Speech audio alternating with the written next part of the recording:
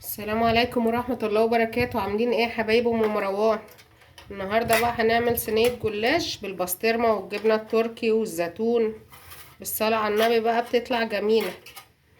معانا لفة جلاش اهي 350 جرام، ومعانا زيتون وجبنة تركي وبسطرمة وطماطميتين صغيرين وقرنين فلفل واقل من نص لبن يعني، ودي سمنة مسيحاها اهي هنعمل بيها. هي كانت ساحت لوحدها من الحر. تحطي حطينا 2 هنا جلاش، هتحطي بقى كمان حبة سمنة كده، بس ما تحطيش سمنة ياما يعني، تدهني لو عندك فرشة دهني بيها.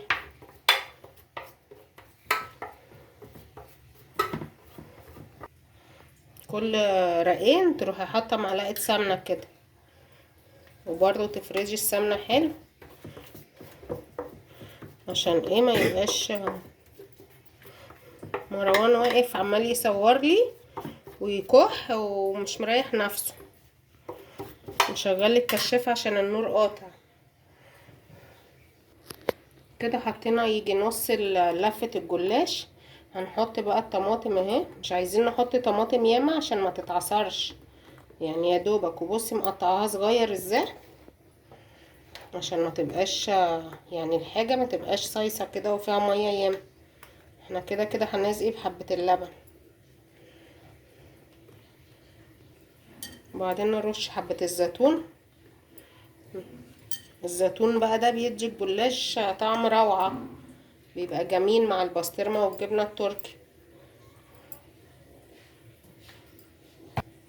نحط بقى قرنين فلفل كده حمر عشان برضو لما بيبقى حامي بيبقى جميل. انا هحط قرن حامي وقرن بارد. بصوا بقطعه صغير ازاي.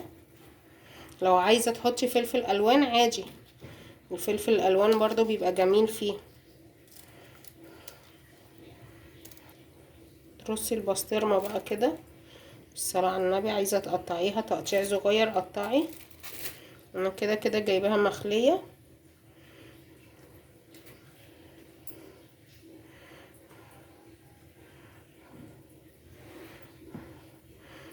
احلى بقى دوت من ابو لحمة. اللي باللحمة برضو بيبقى جميل، بس ده ولادك هيحبوه قوي، لو راح اي بحر اي حاجة هيحبوه.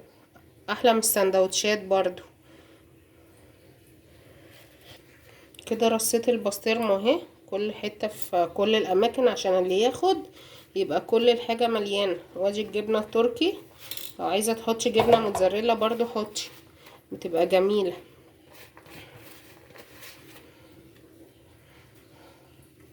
وهتغطي بقى ببقية الجلاش برضو، وتحطي رقين وتحطي عليهم سمنة.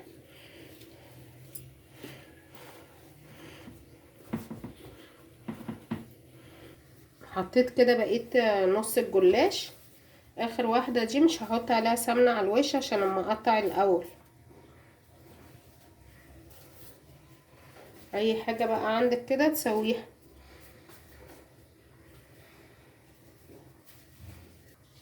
تقطعي بقى كده قبل ما تحطي حبة السمنة اللي على الوش ولا اللبن ولا اي حاجة.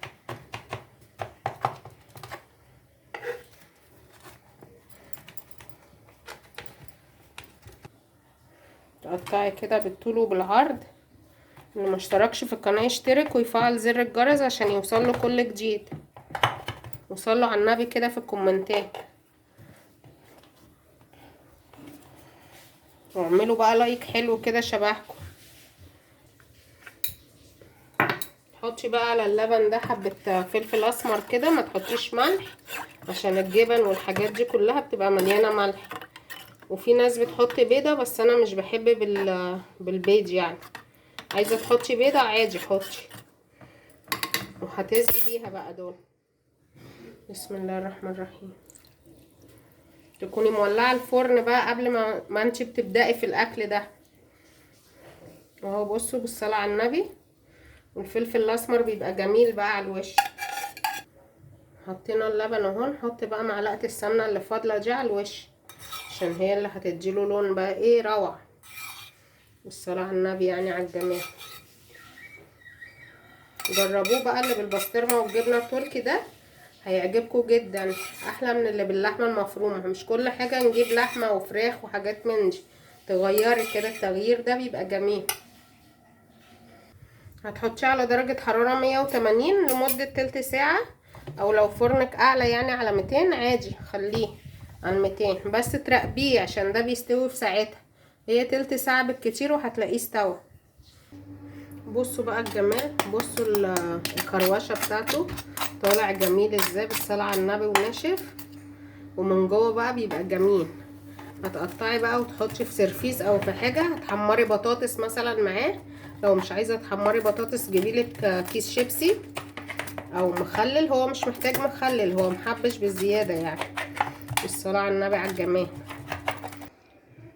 بصوا بقى بالصلاه على النبي على الجمال والريحه الروعه، ومحروش بقى وجميل.